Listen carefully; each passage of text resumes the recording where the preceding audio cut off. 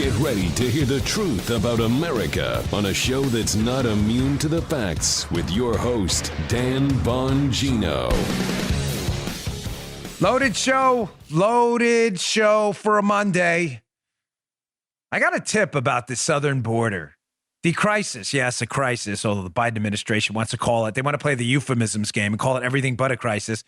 It's a manageable situation, a small issue, a minor problem. No, it's a huge crisis. And I got a tip about it that really kind of quaked me a little bit, even though I don't get quaked often about stuff, especially when it comes to Democrats. You're going to want to hear that. I've also got this story about 4 ways big tech hoovers up, vacuums up your data and sells it, a couple of which I sent over to Guy to look at. And he's like, I didn't even know they did that. Either did I. And I have a bunch of investments in social media companies. I didn't even know they were doing this. Also some fake news on Donald Trump. Shocker, stunner. Again, more fake news about Donald Trump that had to be retracted. Although from what I'm hearing, CNN hasn't retracted it yet. Secure your digital rights today. Get a VPN. Do not wait. Go to expressvpn.com/Bongino. Welcome to the Dan Bongino Show. So loaded of a show today. It's a 2-pager. I hope I can get to the mini crisis developing in Florida right now. Yeah, Florida. I'm down here. I want to tell you what's going on the ground. So if we don't get to it, maybe I'll get to it tomorrow. All right, today's show brought to you by our friends at ExpressVPN. Big tech companies have a ton of power in our country today. You'll be hearing about that on today's show. As private entities, they can operate pretty much as they choose. Protect your personal data from big tech today with the VPN I trust for my online protection. ExpressVPN. When I use ExpressVPN, my connection gets rerouted to their secure encrypted servers so these companies can't see my IP address at all. My internet activity becomes anonymized and my network data is encrypted. Nice. I recommend ExpressVPN to anyone who uses the internet, so basically everyone ever in the history of everyone. And the best part is you don't need to be tech savvy at all to use ExpressVPN. Just download the app on your phone or your computer, tap a button, and you're protected.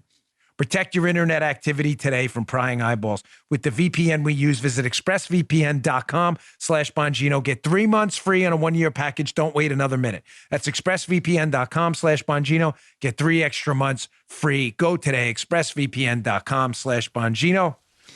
Producer Joe, let's go. Yep. Little bit of a delay there. A little bit. Just throw that in there. Sorry, the trigger finger there. May have to, I was looking at the Kenny belt. All right. You saw that? Yeah. Kenny belt always comes in handy. I got some video of Nancy Pelosi. This is about that crisis, and I'm going to get to my tip in a second. But Nancy Pelosi, who manages to squeeze 2 BS talking points into one 1-minute clip about the obviously exploding crisis on the southern border. That's not a mystery to anyone out there with a triple-digit IQ who've cracked the hundreds in the IQ department, which is nothing to brag about, by the way. But if you're a liberal, it is these days. So here's Pelosi in an interview this weekend, asked about the immigration crisis at the border. She manages to squeeze in, remarkably, Joe, 2 BS talking points in less than a minute in this 1-minute block. And it just goes to show you how liberals never ever tell you the truth. They are, it's not that they're destroying we know they've been destroying the country for 50 years. It's that the rate of change of the second derivative of their destruction of the country has now picked up the pace even more. They're not content to just destroy it. They want it destroyed in this calendar year right now. They lie to you about everything. Here's Pelosi lying about the border, and listen to the 2 things she squeezes in. I want you to focus on this. She mentions Trump. Trump's not the president anymore. Last time I checked. I don't need a fact checker on that one. And second, she manages to blame the immigration crisis at the border on, wait for it, climate change. Yes, of course. Such a natural. Yeah.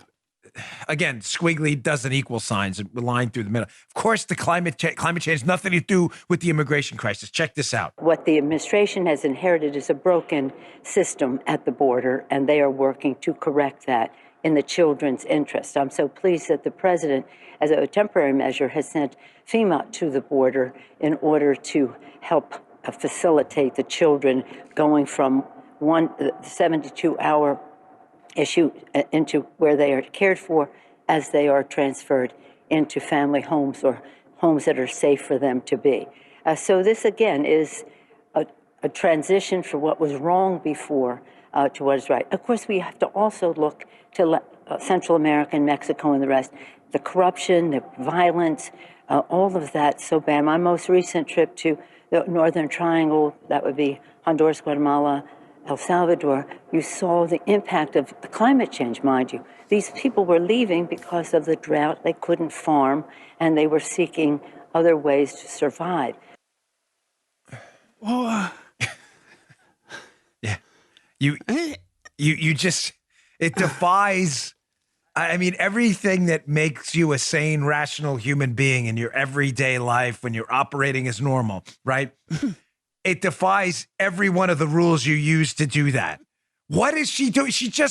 They just make stuff up. Yep. They just make it up. So number one, she blames it on Trump and says notice the not so clever by half use of excess unnecessary verbiage to claim the crisis at the border is, quote, a transition from the crisis under Donald Trump. I'm going to show you an article in a minute proving to you that that's total crap and she's made that up. But secondly, I love how she pivots and she blames it on climate change. I can guarantee you, if you were to do an interview at the border with the, 100,000 people who tried to enter the country illegally in February, that less than 0.0001% of them would cite climate change as the reason.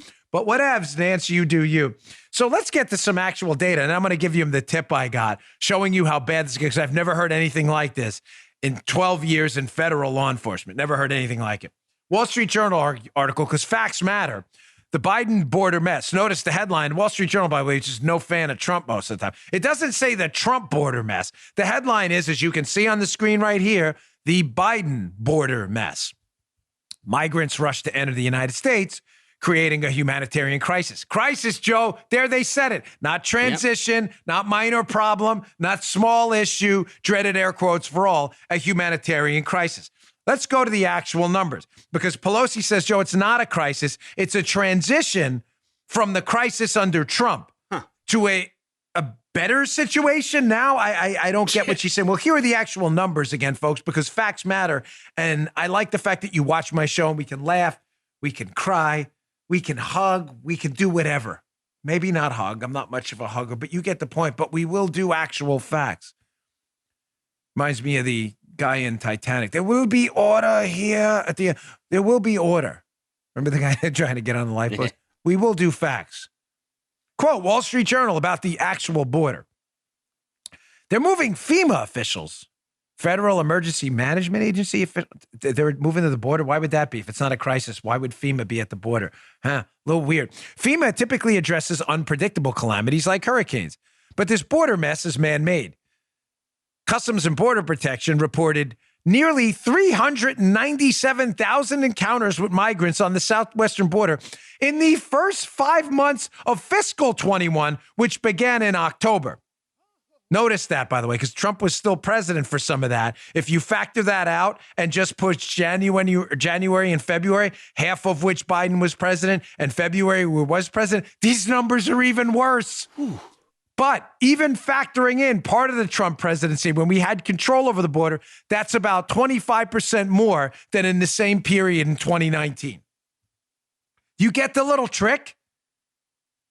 That last part is really key. It's about 25% more than that same 5-month period in 2019, when part of it, Trump was still president. If you only factor in January and February, the situation's even worse. Here, look at this. Screenshot too. Again, because numbers and facts and stuff still matter, at least on this show. Unaccompanied children are arriving in droves, with CBP reporting nearly 9,500 encounters in February, a 61% increase over January. The Washington Post reports that more than 8,500 migrant children are at facilities run by Health and Human Services, while another 3,500, quote, the highest figure ever, are stuck at CBP stations waiting for a spot to open its shelters. Ladies and gentlemen, it is a full-blown calamity at the border. Why? What is happening? Why does the Biden administration love every minute of this, along with liberal Democrats? Because, as I told you last week, getting to the point I want to make here, This is a strategy. The Democrats understand they've become the party of big business elites and big tech and connected insiders. The Democrats, as I told you on that show I did a couple weeks ago about Trump's positive effect on the GOP. Remember that article we discussed in New York Mag by the liberal pollster? Yeah. Who said, yes, Trump was a net positive for the GOP. He brought back the working class voters, and he's bringing in minority voters at levels they hadn't seen before with another Republican candidate. A liberal said that, by the way, folks. A liberal. Well, how does that relate to immigration? Because, ladies and gentlemen, if the Democrats lose substantial portions of the minority population as their voting bloc, and all they have left is young voters, big tech, and big business, they can't win an election. So illegal immigration works great for them. Sign them up to vote at motor voter programs around the country. Who's better than you? 397,000 illegal crossings a month. The country only has 330 million people. What better way to win elections than that? Dan, that sounds really horrible. Clearly, you're making that up. Am I? Because a couple of Republican politicians, you remember this one? For my older listeners who've been around a while. You remember when a couple of Republican politicians put this theory to the test? The theory, in other words, that the Democrats want you to believe that, Joe, this is all about compassion. Oh, yeah. Climate change, all that other stuff overseas, down south and overseas. People should be able to come to the United States. Forget this whole border thing. It's a waste of, it's all about compassion. So a couple of Republicans years ago, when I was still doing my show in the other studio, said, well, let's test that theory out. Let's put a stipulation in this immigration amnesty bill you guys had. This was very clever. That says, we'll look at amnesty for people in the country illegally on one condition. People who come here illegally, if given amnesty, are not allowed to vote for 10 years. What happened? What happened? Remember this, Joe? The Democrats said, no, we don't want that. We don't want that. Wait, I thought it was about compassion. What does voting have to do with anything? If you have to wait 10 years because you broke the law, which is, so I don't think we should have amnesty at all, just to be clear. But they understood the Democrats were full of it, so they made them take a vote on it. And the Democrats went, we're not doing it. Because it has nothing to do with compassion. It has everything to do with the Democrats replacing lost middle class minority votes with votes from illegals they get when they can register them to vote in motor voter programs. It's as simple as that. Oh, no, they can't vote? No, screw them. Keep them back down south. That's their attitude. That's their attitude, the Democrats. That's exactly what they did. All right, here's my tip. So I get a couple texts, not just one, by the way, a few, from friends of mine, let's say at law enforcement. And they said, you're never going to believe this. The border crisis is now so bad. Not only is FEMA down there, as we saw at the Wall Street Journal, FEMA emergency. I thought it wasn't an emergency. I thought it was just a problem down there. Joe, they're talking about sending Secret Service agents down there, too, on 1 to 2 week rotations. What? Wait, what? Yeah, I'm not messing with you. Now, this is, I spent 12 years in the Secret Service. As you know, sorry, I just, I hate throwing that out there because it's annoying to you older listeners who've heard it 1,000 times, but it's relevant to the story, obviously. We've been detailed to assignments before. We had that ridiculous thing where we basically took over security for the Mitt Romney-run Utah Olympics. And I remember sitting out there midnights with this agent friend of mine in a car, freezing my butt off, staying at the Okura Motor Inn, like 50 miles from the Olympic Village for 3 weeks of my life. It was the worst assignment ever. Wondering, what the hell are we doing here? We're supposed to protect the president and investigate counterfeit. And I'm sitting in the freezing cold, guarding a bunch of Olympic people. Why are we doing this? I have never in my life heard of Secret Service agents being sent to the southern border. Now, why does that matter, ladies and gentlemen? It matters because it is a huge, enormous story. You now have Joe Biden signaling to the world that the southern border is open. By doing it, there is now a multifold increase in the number of people coming to the southern border. Liberals listening, this is simple logic. Please follow the program. It's not hard. Trump, did we have an immigration crisis at the border? Yes. But the numbers were far lower than we are now because Trump had signaled to the world, the border's closed. Enter the country legally or don't enter at all. You'll have to stay in Mexico even if you claim asylum. And if your case is adjudicated, you'll be allowed in. people stopped coming in mass numbers into the United States illegally. Liberals, do you disagree with any of that? Is any of that hard for you to understand? Biden gets in office, signals to the world that we're going to change Trump's immigration policy. People who want to come to the United States are like, I don't have to wait in Mexico anymore. I'll be allowed into the United States illegally. That sounds just awesome. The numbers triple almost overnight after Trump leaves office. Any of this, again, disputed or hard for you to get? The crisis is now so bad, FEMA, which is supposed to be taking care of hurricane response and other things, is now wasting their manpower at the southern border for a crisis Biden created. And here's the irony, and the reason I brought up the Secret Service. And Biden's own Secret Service that protects Joe Biden because he's the president, Biden's own Secret Service is now sending its agents off to the southern border to try to stem a crisis Biden created at the expense of Biden's own security. I know what they'll say because I've been there. Oh, it's not agents detailed to Biden specifically. No. Please don't pull the dipsy-do flipperooski on me. I was in there. I know exactly what happens. When Biden travels or moves out of the White House, as OTRs, he's supported by agents around the country who post stand and elsewhere. When those agents aren't around to support protective details because they're at the southern border trying to mitigate a crisis Biden created, it creates a cascade of horribles. Please don't try media people. You want to argue with me about how manpower works in the Secret Service? Let's do it. Please, let's do it. I will humiliate you in front of all of your colleagues because you don't know what you're talking about. I can tell you when this has happened before. Secret Service agents at the southern border. Do you believe this? Unreal. These people are so stupid.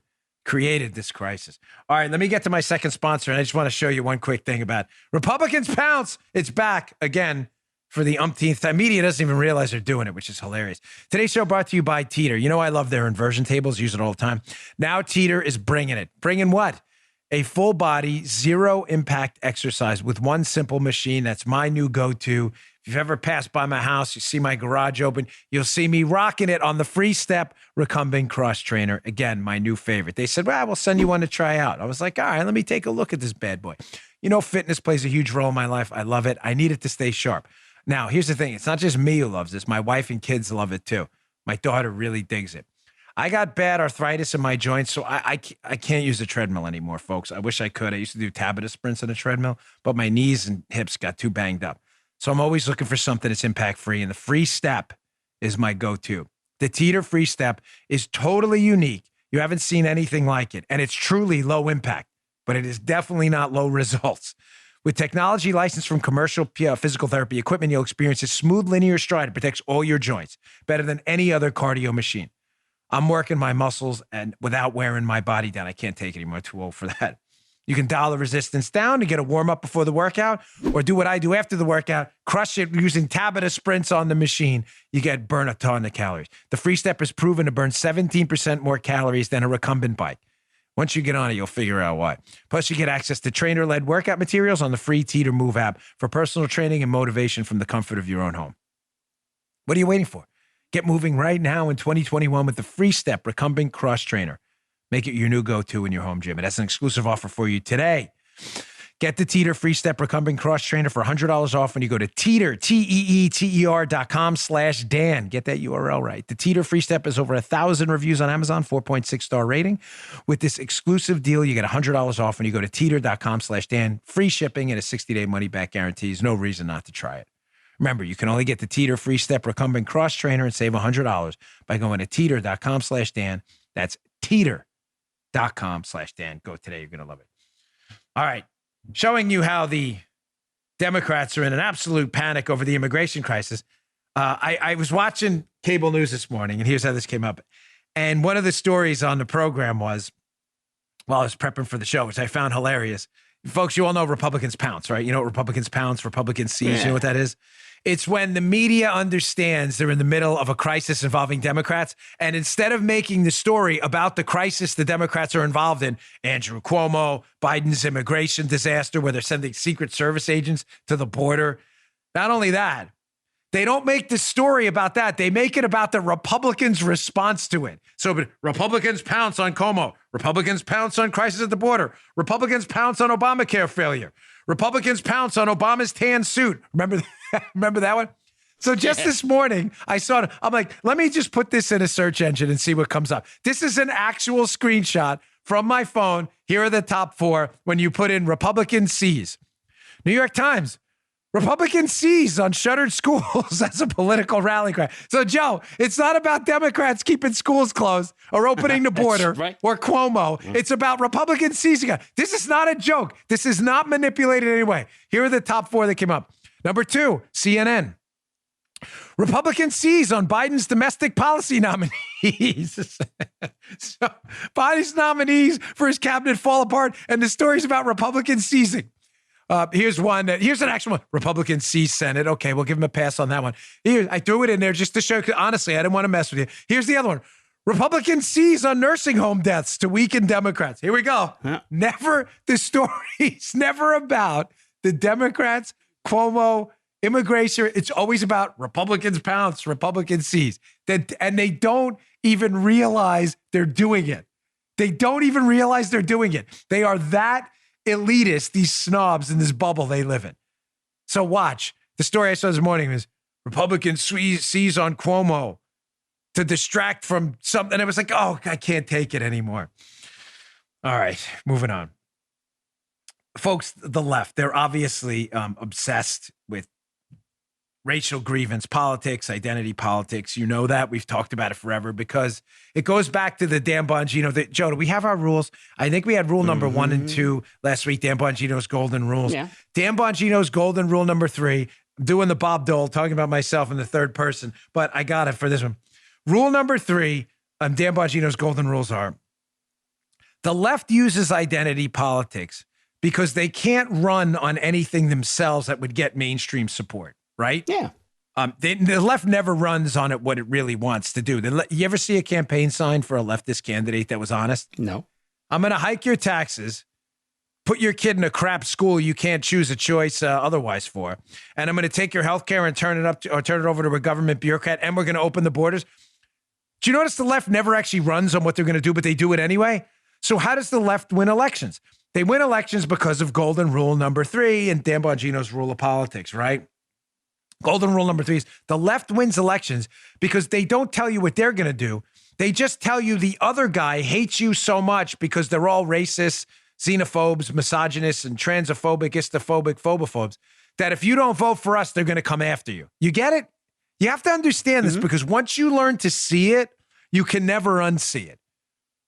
It's true. They never run on what they actually want to do. They run on, we're protecting you from the evil Republicans because they're all racist. That's why this stuff works. You're going to see it here. Here's a video of Tom Cotton, who does an excellent job as a senator, I think. Some stuff I disagree, but he generally does a pretty decent job. Tom Cotton is talking to an Obama nominee. Republicans pounce. Cotton pounces on a Biden nominee. You get it? You like a little segue there? Mm-hmm. So Tom Cotton is interviewing Vanita Gupta, who is a Biden nominee for a position in the DOJ. I spoke in front of Congress about police reforms, and Vanita Gupta was there and said some stuff that was so hilariously stupid, I couldn't believe it came out of her mouth in public. So she is going to be one of Biden's nominees for the DOJ. She may get through. And she believes in this everybody's a racist theory. So I want you to watch this video where Tom Cotton says, well, everybody's a racist and has this implicit bias. Well, who are you biased against? Watch the dance. Watch the dance. Watch the dance she does. She doesn't mention anything specific. She will never mention who she's biased against. It's just you, Joe, and everyone else she's running against. Check this out. Last summer, 9 months ago, you were in front of this committee, and Senator Corden said, do you believe that all Americans are racist? You replied, yes. I think that we all have implicit biases and racial biases. Yes, I do. So, Ms. Gupta, I ask you, against which races do you harbor racial bias? Senator Cotton, I do not. The yes was to say that all of us have implicit bias. This was an exchange also that Judge Garland had with Senator Kennedy during his hearing. I believe that we all have implicit bias. It doesn't mean that we are harboring any racism at all. These are unconscious assumptions and stereotypes that can get made. And I remember that summer in the exchange with Senator Cornyn that we were discussing systemic racism and implicit bias. And my response was to say that all of us have implicit bias.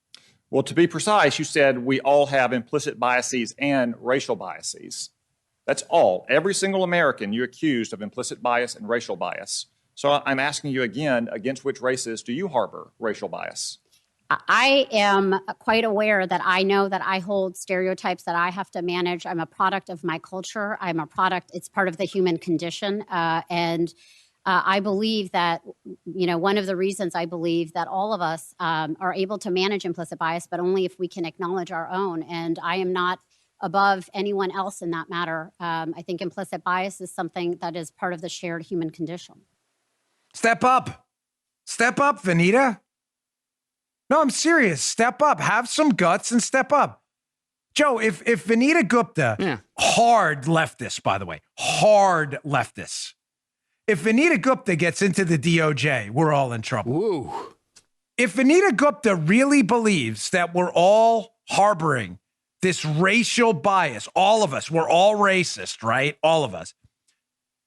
Wouldn't it be really bold of her then to step up? Should answer the question. Yeah. Vanita Gupta, who specifically are you racist against? She should say, if she's honest, I don't know. I'm racist against Hispanic and black folks. You are? Wait, you are? You are really? Because we're not. I'm not saying she is. I'm just saying she's saying everybody's a racist and her, yet she provides. Now, why does she not provide any specifics? Why does she not do that? Well, because she doesn't do it because she doesn't believe it because it's not true. I don't believe it about her. But she's afraid because if she answers that specifically, say she says, I'm biased against Asians, I don't know, whatever it may be. You understand now if she gets confirmed to this position, Joe, how she opens herself up in any business transaction with someone who's Asian to a lawsuit for admitting she's biased against it. So she doesn't want to do it, but she wants to accuse everyone else of it. Now, how does this work? And by the way, I don't believe Vanita Gupta is a radical leftist. I don't believe that. I don't know her. And unlike liberals, I judge people on their actions, and I don't know Vanita Gupta. If I saw her being racist against Hispanic or someone who is black or Asian, I'll call it out as Joe. I don't know her. I've never seen that. So unlike liberals, I don't make blind accusations that everybody's a racist but me. They do that. But notice how this implicit bias, without ever admitting anything specific, right, works for them. She specifically says, well, I manage it. And so you don't really see anything. Like she's basically saying like, oh, I manage implicit bias, so I don't act racist anywhere. Okay, well, either does anybody else I know. I don't have any friends who I go out with them to lunch and are like, oh my gosh, your wife is Colombian, Dan? I'm not eating with you guys. I'm out of here. I'm going to a different table. I don't see that. So, now you're in people's heads. Now you're in people's heads. You see how that works for them, Joe? They don't have to prove anything because they can't. Right. They can't. Overt acts of racism in our society, thankfully, which has evolved significantly from its founding and from the dreadful Jim Crow era. Overt acts of racism are so frowned upon and so rare now that the left has to say, oh, no, Joe, it's not what they do or what I do. It's what's in their heads. There you go. Well, Vanita, what Yeah, thank you. Thank you, dude. I needed it because I'm not sure everybody's getting this. Nah. So Cotton says, okay. Tom Cotton says to Vanita, well, what's in your head? Who exactly are you racist against? Oh, no, I manage it. You mean like everybody else manages it? You mean like everyone else on planet Earth who's a good and decent person has a bias towards everything, but just manages it? So if everybody's managing it and there's no or relatively few overt acts of racism, why do you keep calling everyone a racist? She's not even smart enough to pick it up. She's not smart enough to pick it up. She doesn't get it. She doesn't get it. Joe, I'm glad you picked up what I was putting down there. Yeah. She can't point to mass acts of racism in the country. So what does she do? She says she can basically read people's minds, but don't read mine, Tom Cotton. What a phony.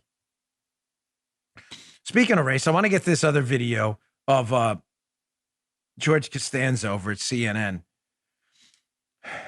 We can't call him Mr. Potato Head anymore because Mr. Potato Head's not a mister anymore. But I want you to watch this too, because Brian Stelter over at CNN is one of the legendary useful idiots in the media. And I really mean it. I mean, listen, it's obvious I don't like him. He doesn't like me. But I don't look for Brian Stelter clips on the show because he's generally annoying. But it's so easy to use because he, unlike other media folks on the left who are a little more savvy about being useful idiots for tyrants, Stelter's not. Stelter's just an overt useful idiot, like, because he's really dumb. So here's a clip of Stelter this weekend on the hilariously named show Reliable Sources that used to host Michael Avenatti on this show. And I want you to watch how Stelter, again, uses the race tool. It's a clip about him criticizing Tucker Carlson. Stelter says Tucker Carlson's the new Donald Trump. Oh, okay, whatever that means. Stelter's not bright enough to even know what that means. But notice how he talks about Tucker stoking, quote, white rage. And he uses it to push kind of in a backdoor way, but he's not clever enough to make it a little more cryptic. He's using his attack on Tucker and white rage to push for media censorship because he's a useful idiot for tyrants. Listen to the clip, listen to what he does, and you'll see how he tries to be, again, clever, but he's not smart enough to be clever. Check this out. Tucker Carlson is the new Donald Trump. Tucker has taken Trump's place as a right-wing leader, as an outrage generator, as a fire starter. And it's all happening on Fox, just like Trump's campaign did. Which means Rupert and Lachlan Murdoch are ultimately responsible. I mean, think about all the ways these two men are similar. Every day, Carlson is throwing bombs, making online memes, offending millions of people, also delighting millions of others, tapping into white male rage and resentment, stoking distrust of big tech in the media, generally coarsening the discourse, never apologizing for anything, and setting the GOP's agenda. Sounds like a recently retired president, right? Again, a useful idiot. But why does it matter? Damn, why do you put Stelter on your show? He's a moron. I get that a lot. Well, we know that. But I put him on the show because useful idiots, tyrants, socialists, communists, who have destroyed and decimated people's real liberty and freedom. I mean, touchable, tangible liberty and freedom, where you can go and work and take custody of money for work and take your kids and move them to a school you choose and control your own health care and not be subjected to torture and political imprisonment by communists. Those communists have always implemented their agenda using really stupid people defined as useful idiots by the socialists themselves. People too stupid to realize they're being used as tools. Stelter is one of those primary useful idiots who uses his vehicle on CNN to attack cable networks, which is fine. I attack CNN. I'm doing it now. But notice, I'm not pushing for the deplatforming of CNN and Brian Stelter. It's useful morons like him pushing for the deplatforming of Fox because he doesn't like the opinions of Tucker Carlson. And I'll show you how dangerous this stuff gets in a minute. I'll put up right after this quick spot here. I want to put up an article by Legal Insurrection about how hate speech laws are now evolving, folks. This is getting dangerous. I've been warning you about this for years. Hate speech coming now to a neighborhood near you next. All right. Our third sponsor, our friends at Brickhouse Nutrition. Listen, life's about habits. This year, we've been more focused than ever on our health. So what are you doing to improve your health? I can tell you what I've done for a while. Using my buddies here at Brickhouse Nutrition, one of the best products out there. Again, Field of Greens. I have about 4 or 5 of these in my refrigerator. This is an empty one. We've already used most of that. How do you plan to ensure your body's immune system is primed and ready for the fight? I recommend you take Field of Greens by Brickhouse Nutrition every day. I take it. It is loaded with antioxidants. But what is Field of Greens? Well, first off, it's not a supplement. It is a nutrition fact. Look at the back. It says nutrition facts on the label, not supplement facts. Why? Because this is real, wholesome, ground up fruits and vegetables. And come on. Everybody knows you have to eat your fruits and vegetables. Why not be able to take it in a convenient powder right here? It tastes delicious. It's clinically researched essential fruits and vegetables, plus green tea, ginger, turmeric, and beets. This powerful combination can not only support heart health, it can support a healthy immune system, metabolism, blood pressure, and digestion. Complete with pre and probiotics. Field of Green's not only good for you, it's good for the entire family, even the kids. My wife loves it. She takes like 2 scoops of this a day. Throw a scoop in water. I took it this weekend in a protein shake. Put it in a glass of water if you want, stir it, and you're done. How do you get it? Go to brickhousenutrition.com/Dan and get 15% off your first order with promo code Dan at checkout. It's available in multiple flavors. This wild berry's pretty tight. I love it. Go check it out today. Field of Greens, delicious. Take care of your health. Go to brickhousenutrition.com/Dan. brickhousenutrition.com/Dan. Use promo code Dan. Pick this stuff up today. Get your vegetables. One scoop. You're going to absolutely love it. All right. Just quickly on this, why people like Brian Stelter, again, are used to implement anti-free speech laws, and he's not smart enough to figure it out. Look at what's happening. His legal insurrection piece will be available in my newsletter, which I launch every morning. Go to bongino.com/newsletter to subscribe. Check it out. It's free, of course. Legal insurrection. Scotland. We need another William Wallace moment. Freedom! You're fighting for the scraps from Longshank's table. Scotland's controversial hate crime bill criminalizes statements made in the privacy of one's own home. Huh? Don't worry. People like Brian Stelter probably love stuff like this. Let's see what this law actually does. Statements made criminalized in the privacy of your own home, and you don't think we're headed down a slippery slope? Where do you think exactly this is going to go? Here, the legislation creates a sweeping new offense of, quote, get a load of this one, Joe, stirring up hatred. How exactly is Stelter not doing that with accusing Tucker Carlson basically of being a racist on a nationally televised program? How is Stelter not stirring up hatred? I'd like to know that. Getting back to it. Liable for prosecution will be anyone who, quote, behaves in a manner that a reasonable person would consider to be threatening, abusive, or insulting, or communicates such material if he or she intends to stir up hatred against a group of persons based on the group being defined by reference to race, color, nationality, including citizenship or ethnic or national origins, or if a reasonable person would consider the behavior or the communication of the material to likely result in hatred being stirred up against such a group. Holy Moses, do you not see where this can go? Anytime anyone objects to anything out of your mouth, they can just say, hey, I think because I'm a reasonable person, it's going to stir up hatred against another group. Even journalists, you should be locked up, put in prison, maybe tortured too. These are the kind of lunatics we're dealing with. They only want free speech that's convenient for them. Yet when Stelter goes and stirs up hatred against Tucker Carlson and accuses him of being a racist on his television, stirring up white rage, nobody cares about that. Useful idiots abound. All right, let me move on because this is another important story. Amazingly, we are back again to Trump, the fake news about Trump. He's not even in office anymore. We are back to the fake news about Trump in the 2020 election. They just can't stop, which is really tragically hilarious because media folks keep accusing conservatives of fake news about the 2020 election as they continue to promote fake news about the 2020 election. Article in the Washington Examiner, again, in my newsletter today, bongino.com/newsletter. Please read it. All weekend. Did you not hear about it? If you went to Drudge and elsewhere, the now left-leaning Drudge, what did you see, Joe, all weekend? Trump on the phone pressured another Georgia election official. Yeah. Pressured them again. Put him in jail. Lock him up. Maybe waterboard him just to get the answers out of him. And I'm like, really? Trump was on the call with another Georgia election official? Pressuring them? That sounds really bad. My gosh. Well, of course, because the Dan Bongino 72-hour rule now applies, which is what?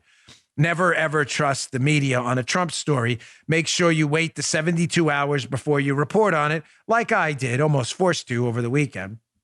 Because what'll happen? In that 72 hours, maybe 8.2 out of 10 times the media will be forced to retract the story and correct it because it's all a lie. Here we go again.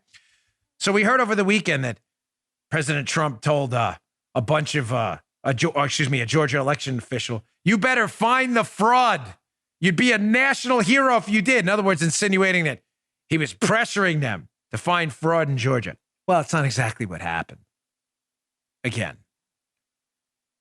Washington Examiner. However, the audio recording, shows that early reports in January about that call based on anonymous sourcing. Anonymous sources were wrong again. Shocker. Misquoted Trump again. In those reports, Trump was quoted as saying and urging Watson, the Georgia election official, to, quote, find the fraud. And if she did so, the investigator would be, quote, a national hero. Oh, by the way, I don't even know what's wrong with that. If Trump thought there was fraud and was asking someone to try to find it, I don't understand what's really wrong with that. But even then, I get it how the left would be like, oh my gosh, it's pressure. It's a president. All right, whatever. The problem is they just made the quote up because that's not exactly what happened. Matter of fact, it's not what happened at all. So the Washington Post and CNN both reported on this. CNN reported on the Washington Post story, which is how the fake news game works, Joe. Anonymous sources told us Trump said this, reported in the Washington Post. Then CNN reports on the Washington Post report about the anonymous source. And then, of course, the whole thing falls apart because the anonymous source was lying, which only happens all the time. Back to the Examiner piece. Well, the Washington Post hitting the brakes. I noticed Guy stuck that hitting the brakes sounder in the piece last week. It's very funny. The Washington Post stuck in a long correction note to the top of its report, which, don't worry, folks, if you're not listening to this show, you'll hear nothing about because the story already served its purpose, right? Trump was encouraging election officials to find the fraud. You've already heard it, so it doesn't matter. The correction, you'll hear nothing about. Here's the correction. Trump did not tell the investigator to, quote, find the fraud. Okay, well, that's interesting. Or say she would be, quote, a national hero if she did so. Folks, that's the whole story, that he said those two things he didn't say. Instead, Trump urged the investigator to scrutinize ballots in Fulton County, Georgia, asserting she would find, quote, dishonesty there. He also told her that she had, quote, the most important job in the country right now. The story about the recording can be found here. The headline and text of this story have been corrected to remove quotes misattributed to Trump. When is it going to stop? When's it going to stop?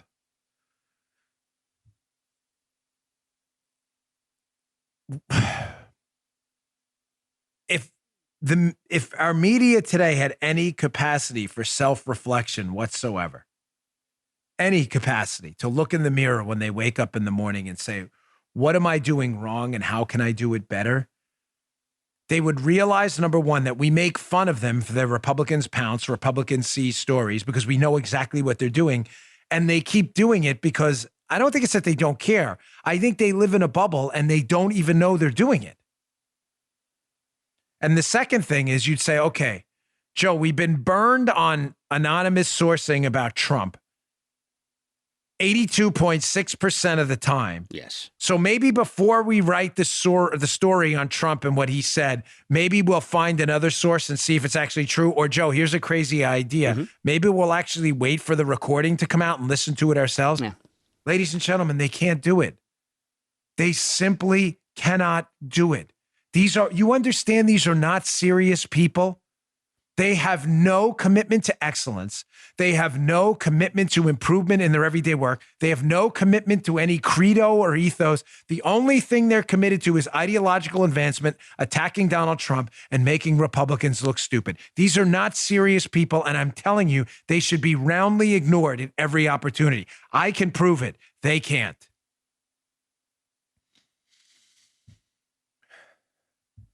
All right. Moving on, because this is another really important story. Obviously, something that matters to me greatly, given my investments and involvement in a parallel tech economy, because I'm so terrified about what big tech is doing to this country. They're war. It's not even a battle anymore. They're full-blown war on free speech, and they're full-blown war on your privacy. This was the piece I sent to Guy, and he was reading it through, and he's processing the stuff for, screenshots so they fit in the screen for the show. And he's reading them to me. He's like, wow, this is good. I'm like, all right, this is great. I'm glad you like it. Now I know it's a good story. So be available in our newsletter. Again, check it out, but it's an important one. Read through the whole thing. 4 hidden ways big tech platforms suck up your data. Listen, again, my involvement in the tech industry, I've warned you about this repeatedly. There are big problems ahead, ladies and gentlemen. The very hallmark of a free society is what? What is it? It is the distinction between the private and public self. If citizens of a country feel that everything they do is being monitored, there's no private self at all. You're being watched in your house. You're being watched when you talk to your friends. You're being recorded when you speak on the phone. How is that not the hallmark of tyranny and totalitarianism? How? There's no private you at all. Everything is monitored by a big brother type government system that knows and surveils and watches everything you do for they want to monitor dissidents. They want to evaporate away your freedom. They want to know your economic activity. How is that any different than what big tech is doing now? Here's number one. Facebook. Quote from the Examiner story. The largest social media company in the world collects information on its 2.4 billion monthly users, even when they're not on the platform, by tracking their browsing history, including the news they read, pornography they watch, websites they shop at, and more. Ladies and gentlemen, you want a private self? You want to do stuff that's not illegal, but you want it in the privacy of your own house? Go to websites, whatever, do your thing. Oh, you thought you were doing that in private? Sorry.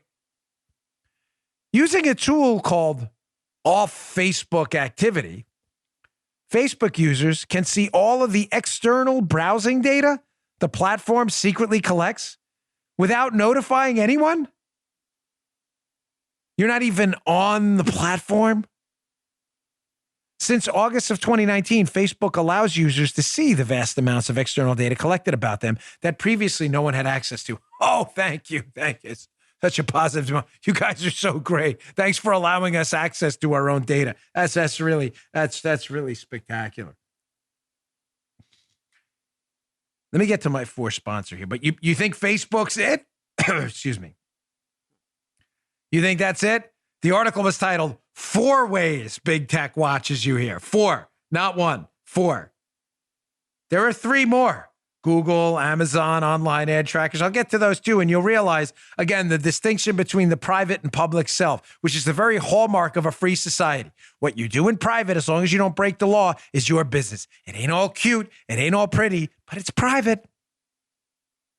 There ain't no more private. Private's disappearing. And government's helping it all along. All right. Our last sponsor today, Legacy Box. What is Legacy Box? It's a super simple mail-in service to have all your home movies and pictures digitally preserved on a thumb drive, DVD, or the cloud. If you're like most, there's dusty boxes full of photos, films, tapes tucked in the back of your closet or attic. We had them all over our house, all over our closet, everywhere. Wait, hold on. This is my actual Legacy Box right here. Not a joke. This is what, I'm not kidding. I mean, this is my disc right there. Here. Here's all the pictures we sent. Not a joke. A whole bunch of, that's my daughter, Isabel. The kid, this is the actual Legacy Box. I'm not kidding. My wife brought it up this morning. Sorry, moved away from the mic a little bit. But that's my Legacy Box. We threw a whole bunch of stuff in the box. Thumb drives, everything. We got it all on a disc. It's beautiful. Legacy Box can help you digitally declutter. It's the easiest way to check off this important spring cleaning chore because Legacy Box takes care of everything. Cross it off your list. Legacy Box is a great way for you to easily and affordably digitally preserve your past. The process from start to finish is easy. Just pack whatever you want and send it. Their team digitizes everything by hand.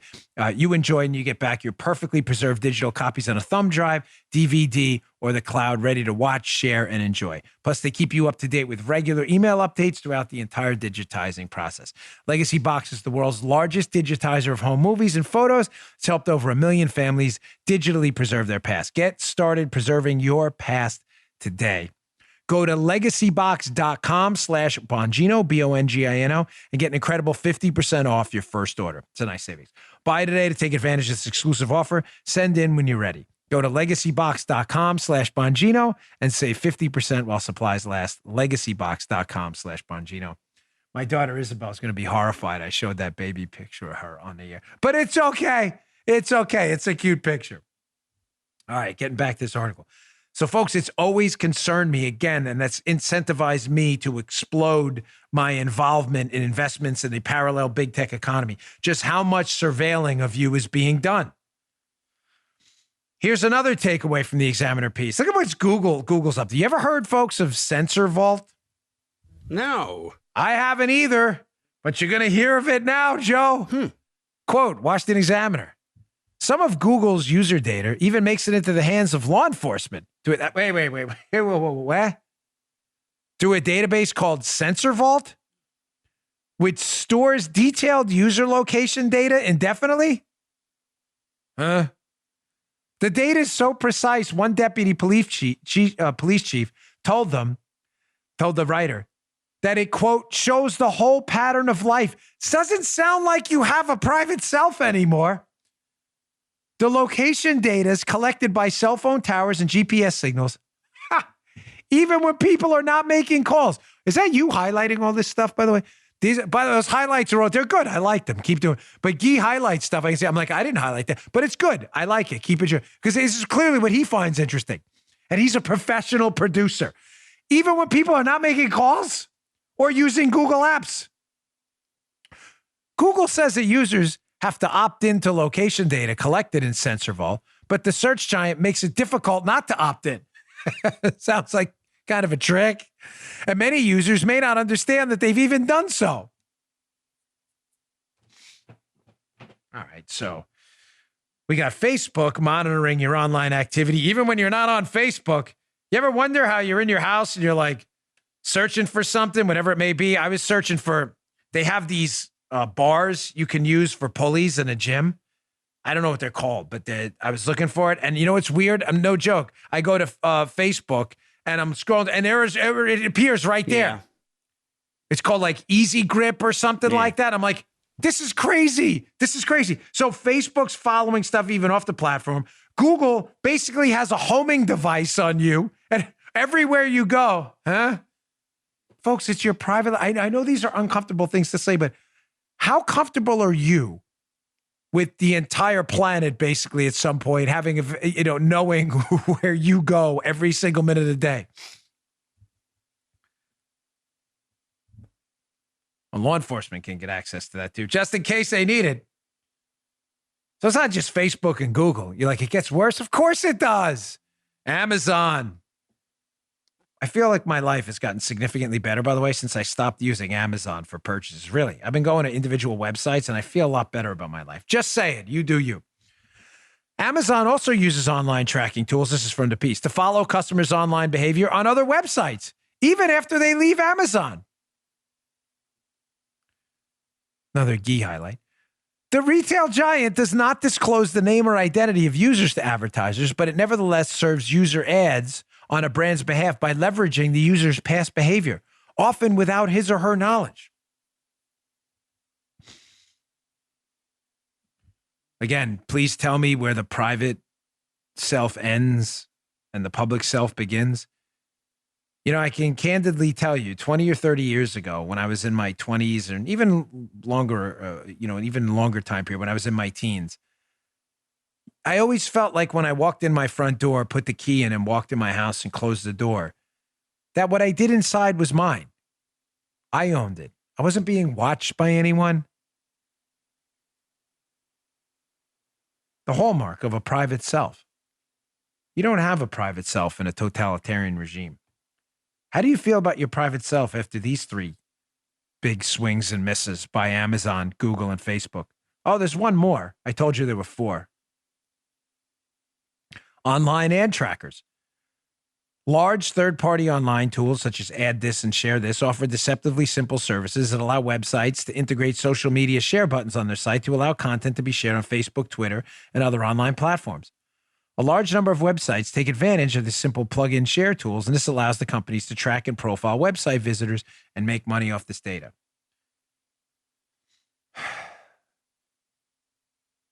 Folks, again, a lot of companies out there do this.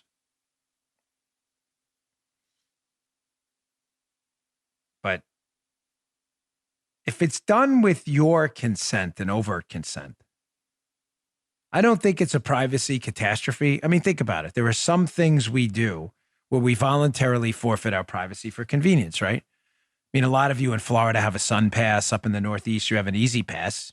You probably realize that not paying for the toll on a bridge using cash, that you're probably being tracked and that people know where you went and what bridges you crossed, but you did it because it's convenient. Some websites do that and other places do that. And if you opt into it, then it's not a problem. You have a choice. What I don't like about this story is not necessarily that it happens in kind of a really cryptic, almost sleazy way behind the scenes, where the private and personal self dissolves and you don't even know it. Again, you want a camera in your house? You want Big Brother watching you all the time? Literally like the show Big Brother? That's your choice. You had fun doing it, playing in a reality TV show for the world to watch. When it's not your choice, it's not a reality TV show. It's totalitarianism at its worst, because there's no private self. Folks, I want to end with this story because I'm out of time, and let me just tease quick what I have tomorrow, because I didn't get to the Florida thing. I'm sorry, but there's a mini crisis brewing in Florida right now. It's really important. I'm not kidding. You can't even try to buy a home in Florida right now. You'll see what I'm talking about. I want to get to that.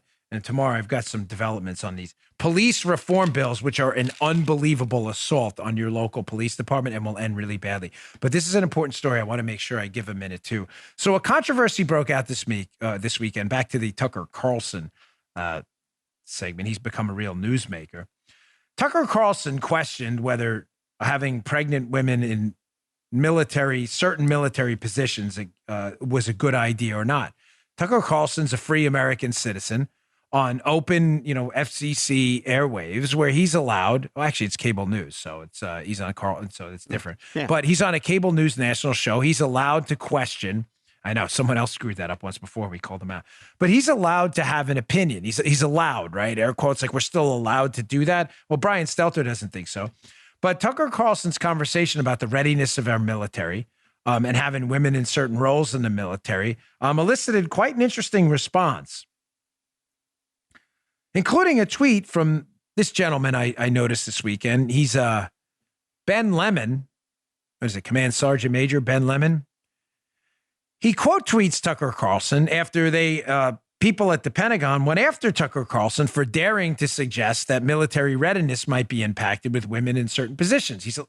We do live in a free constitutional republic, I thought. He's entitled to his opinion about what is best and what is not for our military. You don't have to agree with the opinion. But generally, the Pentagon doesn't go after civilians who express an opinion about the military. That seems to have gone out the window, too. You sensing the theme of the show today? Attacks on free people, attacks on free voices, attacks on your privacy. Now attacks by military people on free citizens who have a policy disagreement about the direction of the military. This is not a joke. This is a social media post by this Command Sergeant Major Ben Lemon, who I don't know. I'm just reading his words. He tweets at Tucker Carlson and says, hey, the Department of Defense didn't attack your show. We absolutely disagree with you. Trust me, you'd know it if the DOD attacked you. It's a doctrinal term.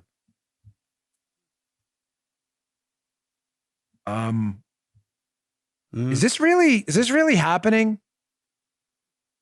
You will find no bigger supporter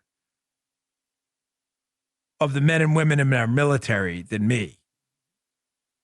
But is there really a senior military official using a social media account we can all see, using his account to almost like an veiled threat, so that if we were attacking you, you'd know it?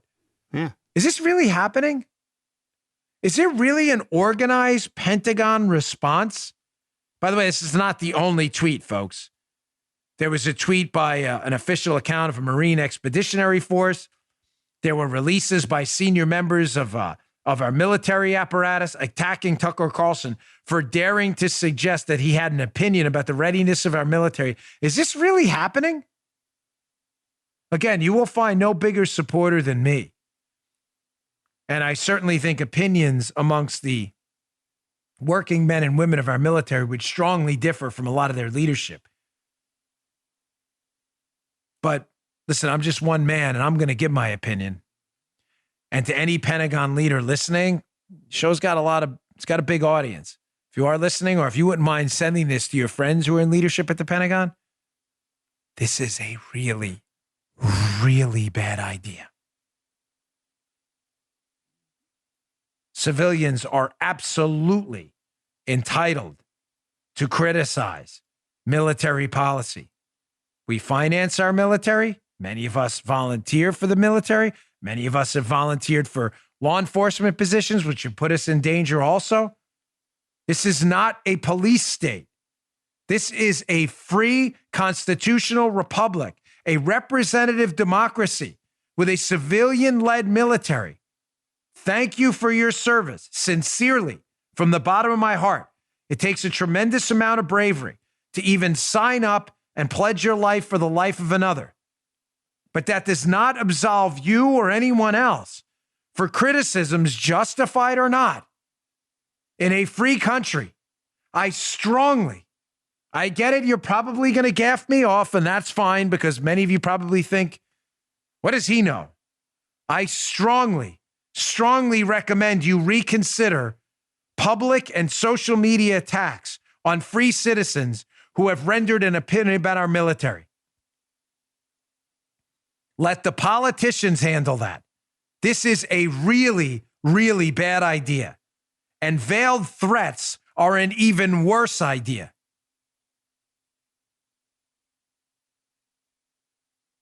This can only go to one place. And it sure ain't a good one. All right, thanks again for tuning in, folks. I really appreciate it. Please, if you wouldn't mind, follow our show on video at rumble.com/Bongino. Rumble.com/Bongino. It's free. We're almost at 1.5 million. I think we're at 1.43 today. Followers there. We really appreciate it. And make BonginoReport.com. BonginoReport.com, your home for morning news. It's your free alternative to the Drudge Report, which is now all in on leftist ideology, shamefully. BonginoReport.com. Please check it out. Thanks for tuning in. We always appreciate it. I'll see you all tomorrow. You just heard The Dan Bongino Show.